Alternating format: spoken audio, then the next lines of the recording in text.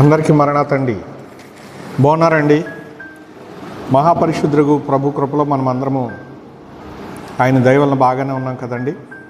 ప్రియమైన స్నేహితులారా, ఆశ్చర్యకరుడు ప్రభు చెబుతున్న మాటలు మనము ఆలకించినట్లయితే ఆశీర్వదించబడతాము. ప్రియ స్నేహితులారా, దేవుని వాక్యాన్ని చూసుకుందాం.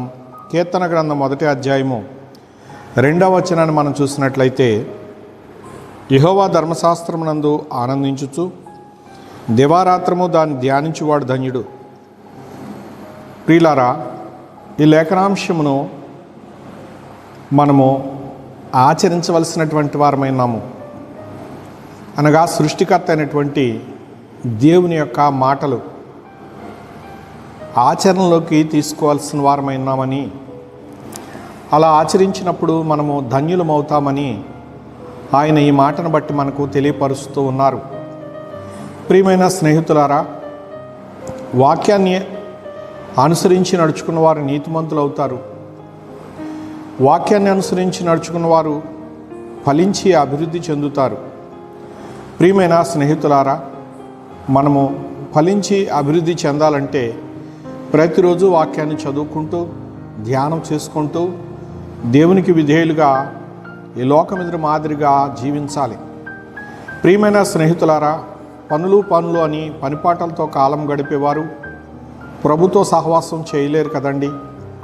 గనుక పనులను వదిలి జనులను వదిలి నన్ను కనుగొనమని ఆనాడు సర్వోన్నతుడు దేవుడు భక్తులతో మాట్లాడారు. ప్రియులారా, దేవుని ఆజ్ఞను పాటించిన అబ్రహాము గారు ఆయన ఆజ్ఞ ప్రకారంగా సాగిపోయి ఆశీర్వాదకరమైనటువంటి స్థితిలో ఆయన నిలవలేదా? నేటి కాలమందు విశ్వాసులకు తండ్రిగా ఆయన పిలువబడ్డారు. ప్రియమైన దేవుని పిల్లలారా, ఆయన నీతిమంతుడిని మనం ఈరోజు స్మరించుచు దేవుని గణపరుస్తున్నాం. వీరి పేర్లు తలంచుట మనకు ఆశీర్వాదంగా భావించుకుంటూ ఉన్నాము. ప్రియులారా, దేవుడు అప్పగించిన పని ఎవరు నమ్మకంగా చేస్తారో వారందరూ నీతిమంతులే. ఆనాడు మహాభక్తులైన వారు బైబిల్లో లిఖించబడ్డారు.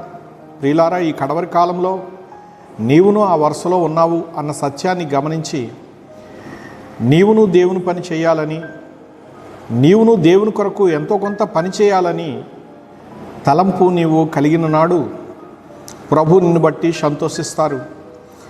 ఈ నీతి నీకును నీ పిల్లలకును ఎంతో ఆశీర్వాదకరంగా ఉంటుంది. ప్రియమైన స్నేహితులారా, ఈ విధమైనటువంటి నీతి మార్గమును మనం అనుసరించి ముందుకు సాగినట్లయితే మనం ఫలించి అభివృద్ధి చెందుతాం. అతడు నీటి కాలువ వలన నాటబడిన వాడై ఆకువాడక తన కాలమందు ఫలమిచ్చు చెట్టు వలె ఉంటాడు అన్నారు. ప్రియులారా, మనము ఫలించేటటువంటి వారముగా ఉంటాం, నీడనిచ్చే వృక్షాలుగా ఉంటాం. ఎంత భయంకరమైనటువంటి ఎండనైనా మరి ఎదుర్కొని మన నీడకు వచ్చిన వారికి ఆ ఎండవేయడం తెలియకుండా చల్లదనం కలిగించేటటువంటి వారంగా ఉంటాం. అంటే సౌఖ్యమైనటువంటి కార్యాలను మనం చేస్తాం. మనల్ని ఆశ్రయించినటువంటి వారికి మనము సౌఖ్యమైన కార్యాలను చేస్తాం, ఉపకారులుగా ఉంటాం.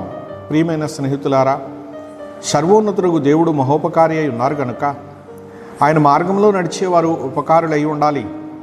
ప్రియులారా, ఇటు మహోపకారి అయినటువంటి దేవుని మాటలను ప్రతిరోజు ధ్యానిస్తూ ఆయనను అనుసరించి ఆశ్రయించి ఆయన కొరకు ఎదురు చూద్దాం.